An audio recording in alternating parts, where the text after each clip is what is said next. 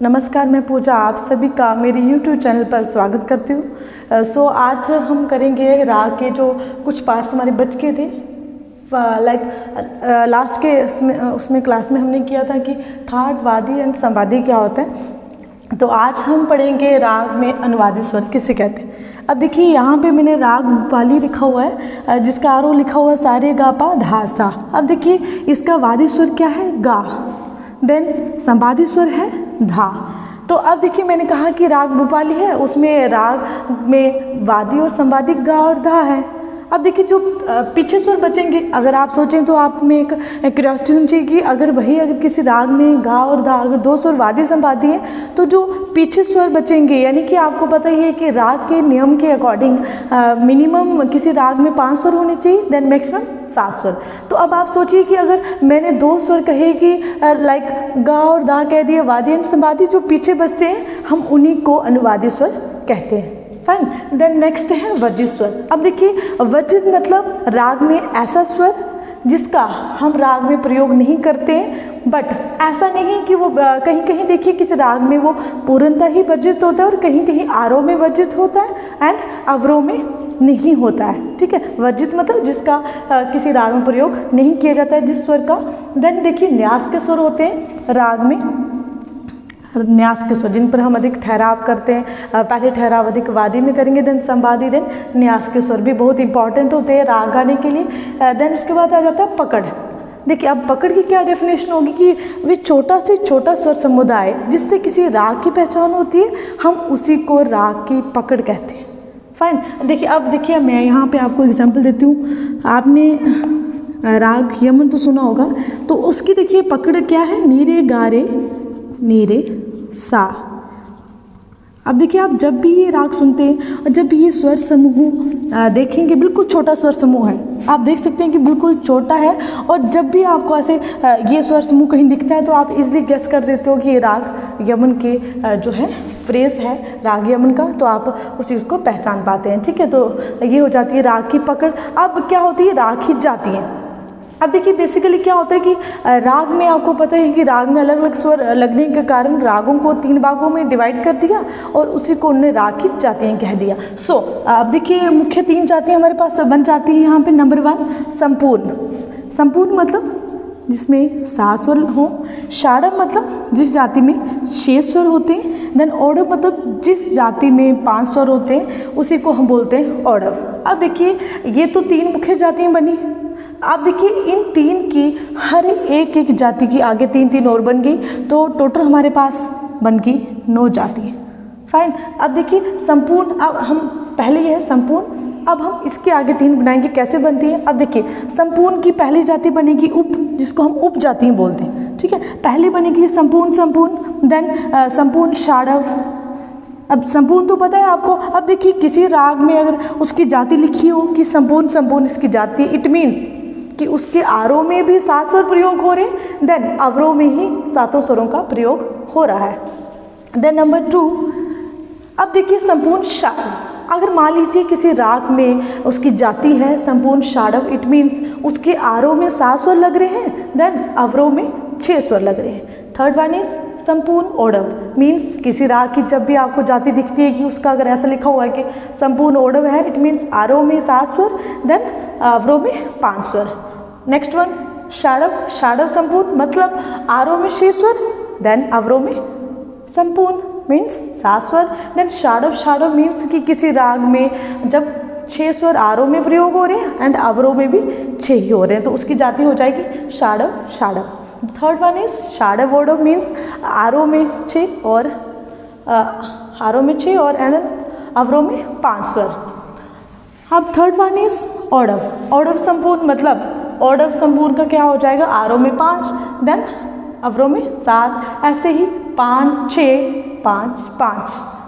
Fine, तो ये हमारी बन जाती है राग की जातियाँ। अब देखिए ये जो राग की जातियाँ हैं, अगर आप सेकेंड सेमेस्टर में तो एक टॉपिक है कि राग की जातियाँ होती क्या है, वो आपने प्रॉपर बनानी है, उसकी मुख्य जातियाँ भी लिखनी है, देन उसकी उपजातियाँ भी लिखनी है इस तरीके से।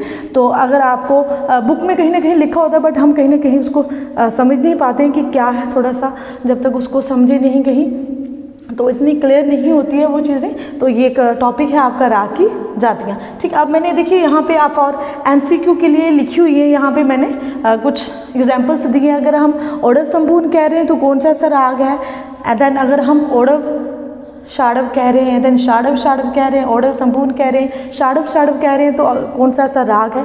सो देखिए यहाँ पे मैंने लिखा हुआ है शाड़व शाड़व। अब देखिए शाड़व शाड़व जाति का जो राग है, राग पूरिया और मारवा आपने सुना ही होगा, जिसमें पास और वर्जित रहता है, फाइन, आरोह एंड अवरोह में भी रहता है, तो उसकी जाति शाड़व। तो ये एक आपका MCQ बन जाता है। फॉर एग्जाम्पल अगर आपको एग्जाम में पूछ लेते हैं वो कि बताइए कि शाड़व जाति का राग कौन सा है, देन आप अगर इनमें से, ऐसे तो बहुत सारे राग होते हैं बट अगर इनमें से अगर कुछ ऑप्शन आ जाता है तो आप उसको थोड़ा सा आंसर करना आपके लिए ईजी हो जाता है। देन अगर आपको पूछ लेते हैं कि पास और वर्जित है, तो अगर इनमें से कुछ ऑप्शन आता है तो देन आप आंसर कर सकते हो।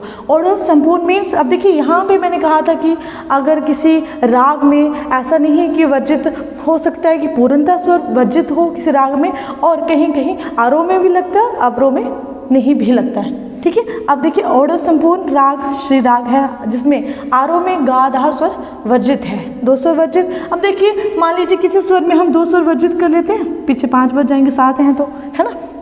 तो इस तरीके से ये चीज़ जो है हमारे पास बन जाती है। आगे देखिए शाड़व संपूर्ण जाति का राग अडाना ले लीजिए आप, जिसमें आरोह में गा स्वर वर्जित है। अगर हम ओडव जाति के राग की बात करें तो आपने राग दुर्गा सुना होगा, जिसमें गा और नी वर्जित है। राग भूपाली भी सुना होगा, राग देशकार भी सुना होगा, जिसमें हमारे पास माँ और नी वर्जित रहता है, तो इसकी जाति बन जाती है हमारे पास ओडव।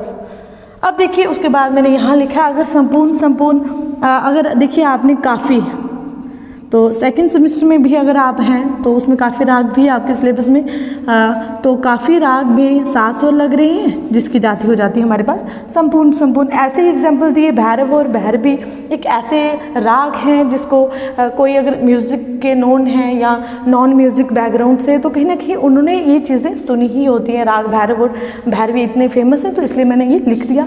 इसमें भी हम 7 स्वरों का प्रयोग कर रहे हैं दोनों में। देन देखिए ओडव शाड़व, यानी कि जिसके आरोह में हम 5 स्वर कर रहे हैं यूज़, लेकिन अवरोह में 6 कर रहे हैं। लाइक राग सोहनी में हम आरोह में रे और पा वर्जित हो जाता है, देन अवरोह में 5 स्वर वर्जित हो जाता है। तो ये भी एक MCQ बन जाता है आपका राग। ये सोहनी, पुरिया, मारवा, ये बड़े काफ़ी ज़्यादा पूछ भी लेते हैं एग्जाम में वो। ठीक है, इस तरीके से राग भीमपलासी भी लिखा है, जिसकी जाति ओडव संपूर्ण हो जाती है, जिसमें आरोह में रे धा स्वर वर्जित बिहाग। ओडव संपूर्ण में मारू बिहाग भी लिखा है मैंने, जिसमें आरोह में रे धा स्वर वर्जित हो जाते हैं। तो इस तरीके से हमारी जो है राग की जातियाँ बनती हैं। कैसे 3 मुख्य जातियाँ बनी, कैसे उपजातियाँ बनी, तो आई होप कि आपको ये थोड़ी बहुत समझ आ गई होगी। देन देखिए जाति भी हो गई। अब समय क्या होता है, देखिए समय मतलब जब भी हम राग गाते हैं उसमें राग में उसको किस समय हमने गाना चाहिए, तो इन चीज़ों का हमें बड़ा ध्यान रखना चाहिए। बट कहीं ना कहीं जो ऐसे थोड़ा हम लोग जो प्रैक्टिस करते हैं उनके लिए थोड़ा सा एक लाइक अगर आप एज अ स्टूडेंट हैं, अगर कहीं सीख रहे हैं, तो कहीं ना कहीं थोड़ा सा मुश्किल हो जाता है इसके नियम को पालन करना। बट अगर हम वही बात करें हमारे जो बड़े बड़े संगीतज्ञ हैं, तो वो इस राग के नियम को, यानी कि राग के समय में राग को गाना एक बड़ा ही एक इम्पॉर्टेंस देते हैं। तो समय में गाना यानी राग को उसकी प्रकृति के अकॉर्डिंग हमने वो किया गया। अब देखिए आपको पता ही होगा कि 24 घंटे में से हमारे पास टोटल 8 प्रहर होते हैं, और जो कि 3-3 घंटे का एक प्रहर होता है।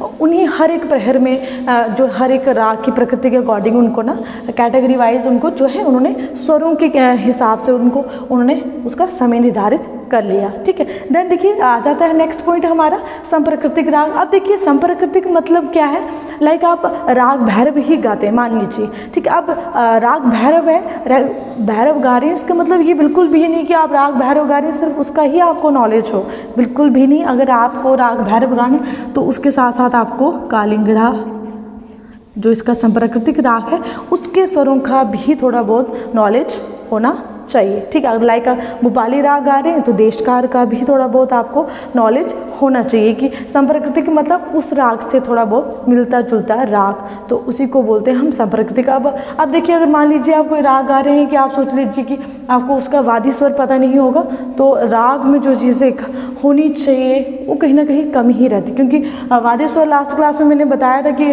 वो अंश स्वर होता है, मुख्य स्वर होता है, राग का राजा स्वर होता है। तो हम इन सब पॉइंट में से किसी भी चीज़ को हम क्या कर सकते हैं, छोड़ नहीं सकते हैं एक राग को गाने के लिए। देखिए, जब भी आपने ये राग गाना है तो आपने ये सब चीज़ों का ध्यान रखना है। थाट, वादी, संवादी, अनुवादी, वर्जित, न्यास के स्वर, पकड़, जाति, समय, संप्रकृतिक राग, इन सब चीज़ों का हमें नॉलेज होना चाहिए, तभी हम राग गा सकते हैं। ठीक है, तो ये इतना सा है हमारा टॉपिक राग, तो जो कि ख़त्म हो जाता है हमारा फाइनली ये राग का टॉपिक। अगर फिर भी आप लोगों को किसी को इसमें से समझ ना आई हो तो आप कमेंट बॉक्स में लिख के बता सकते हैं कि क्या क्या नहीं समझ आई है आपको।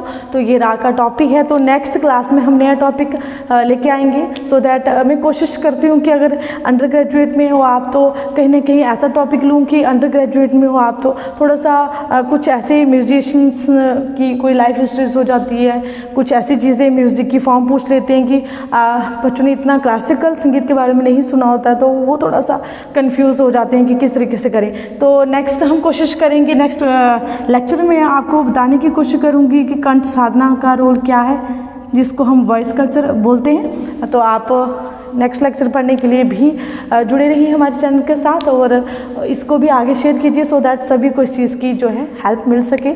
Thank you.